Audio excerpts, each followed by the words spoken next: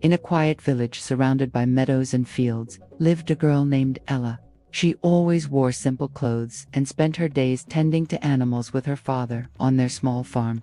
She wasn't poor, nor wealthy, just forgotten in a world that only remembers those who make noise. But Ella had something else, something unseen. Her right hand. Everything that hand touched bloomed. She could turn dry branches into fruitful trees, heal dying birds, and save animals on the brink of death. But her gift wasn't for show. It was a blessing she kept hidden, even from her family.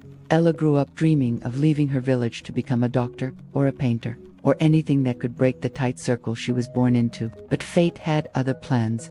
One day, a fire broke out in the nearby fields. Everyone rushed to save what they could. The damage was heavy, and under the rubble, Ella saved a horse with just a single touch. But someone saw her, and he wasn't a kind man. The next day, the rumors began. That girl has magic. She's unnatural, a demon in disguise. The looks turned sharp. Neighbors became judges. Even her parents began to fear her. So Ella ran away. She hid in the city, changed her name, and took a job at a botanical garden. She would touch the plants, making them bloom out of season, silently. But the city was no gentler. One day, a wealthy investor noticed. He saw how she worked without tools or fertilizer and witnessed a flower bloom instantly in her hand. He offered her money, fame, lucrative contracts. She refused. So he warned her, "If you won't sell your miracle, I'll turn it into a curse." Weeks later, headlines exploded. Photos of her spread. They called her a fraud, a witch, a danger. They said she used contaminated secret techniques. All lies. She lost her job, was evicted from her apartment, and in the freezing winter, Ella slept on the streets. But then, something unexpected happened. In a narrow alley, she saw a starving child, near death. She didn't think.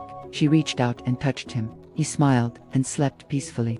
And the next morning he woke up strong, as if he'd never been sick. But this time, it wasn't Ella who saved him. It was the camera. Someone had filmed her. People started asking, "Who is she? What is this hand?" But Ella never answered. She disappeared once more. Months passed, and she began appearing in distant places. A remote hospital, an orphanage, a disaster-struck village. She'd leave a miracle behind and vanish. But her last appearance was different. A short video showed a girl healing a dying man in a war zone. The footage was brief, but it shook the world. Ella's hand became a symbol, but no one knew where she went. Did she die? Was she in hiding? No one knew. But whenever a soul is healed, a quiet whisper passes. Maybe Ella passed through here. Not all miracles shout. Some pass silently, touching lives without asking for applause. Ella wasn't searching for glory, only for meaning in her miracle.